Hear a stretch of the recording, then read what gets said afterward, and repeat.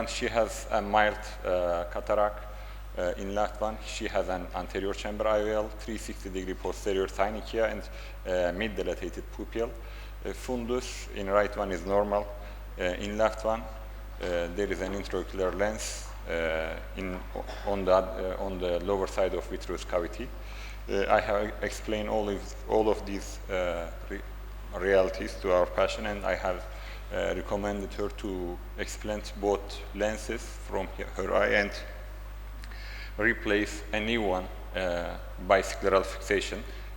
At the beginning, my plan was like that. As you see here, she has anterior chamber IOL. We have inserted 3 trocars. I have started my surgery with anterior vitrectomy and go on with the posterior segment. Here you can see there is an IOL which is lying on the retina. First, I am doing core vitrectomy. I am trying to clean the IOL from vitreous cortex, and I let that IOL to lay on the retina. Here we are staining the posterior vitreous. There is a detail. I have already done PVD induction in one part. In the other part, still there is posterior hyaloid. I am pushing away that IOL from that posterior hyaloid, and it becomes much more easy to be lifted. I have done PVD induction, then I go on with vitreous shaving. I will finish all of the vitrectomy here. I will complete it for 360 degree. Yes, we are almost finishing.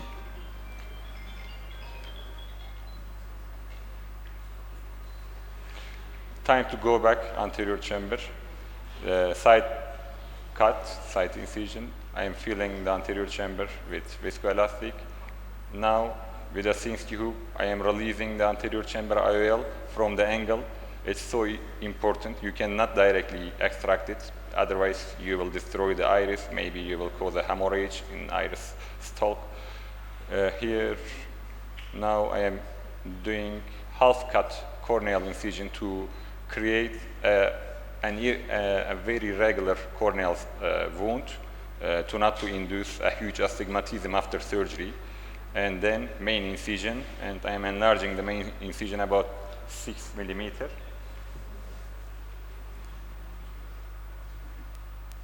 Now, time to explant the anterior chamber IOL. As you see, it has been stuck. Of course, you shouldn't apply that much force.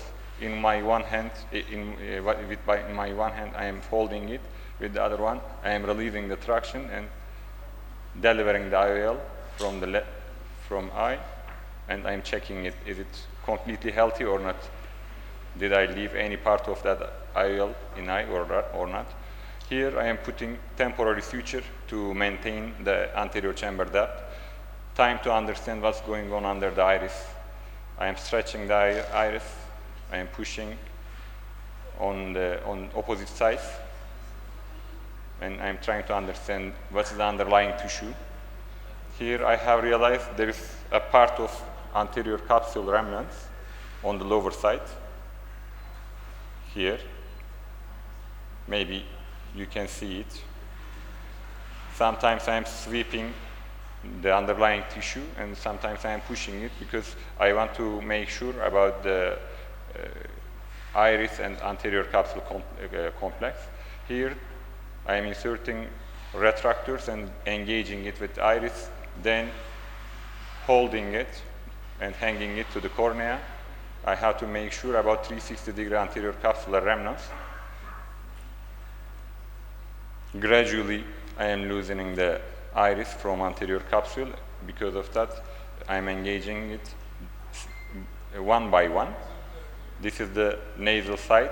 I have loosened the tractions on the nasal side. The temporal side, the superotemporal side and superonasal side, still a little bit sticky. This is the only superior side, but the other two sides has to be loosened more. Here again I am sweeping. As you see, there is still traction, so we have to release it. This one is posterior segment cutter. I am cutting that vitreous remnant, and it becomes loosened, completely released. This is the last part. As you see, still there is some vitreous remnant. I am just loosening that connection. Then I will insert my last retractor to the superomedial side. Here we go. It will be engaged with the iris now, and you will see the vitreous remnant on that side. Here I'm removing that vitreous cortex, and it has been completely relieved. Here again we go back. I'm filling a little bit perfluorocarbon liquid again, and flipping the lens on perfluorocarbon, and I'm trying to grab the lens. Yes, I catch it, and I bring it to the anterior chamber now. With my other hand, I'm taking it to the anterior chamber and trying to explain the lens.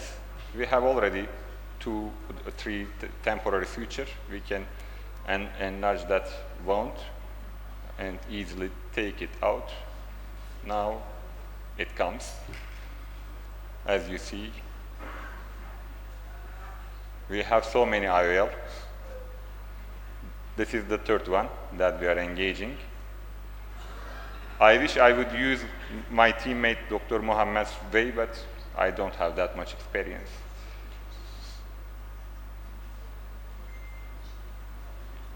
I prefer to insert it like that. Here we have inserted the lens, and I am putting my permanent suture.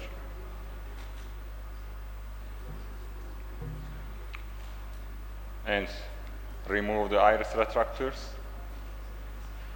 clean the anterior chamber, remove all of the viscoelastic, and there is a leakage. I put one more suture and just apply 360-degree barrage to prevent any bad case in future, and remove the perfluorocarbon,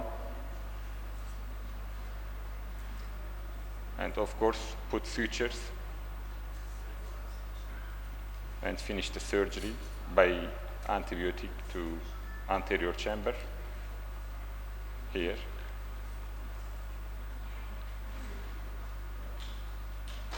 That is the last appearance after surgery.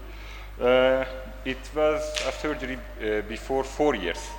So just 2 days ago, I have called that patient. You can see there, this is the date of otorefractometer. 2 days ago, we did otorefractometer for her. This one before surgery, this one after finishing the surgery. This one is belonged to 2 days ago, as you see. Here, the final appearance, and this is the otorefractometer of the patient. She is seeing 100% now. There is no problem. According to that video, I want to share some of my idea with especially our young colleagues. While performing your surgeries, please don't forget that all these people are trusting you, and they come to you just for a help. Even if you couldn't solve all of the problems, you have to be clear in front of your patients. If you couldn't manage any problem during the surgery, please don't go further. Thank you so much. Thank you very much.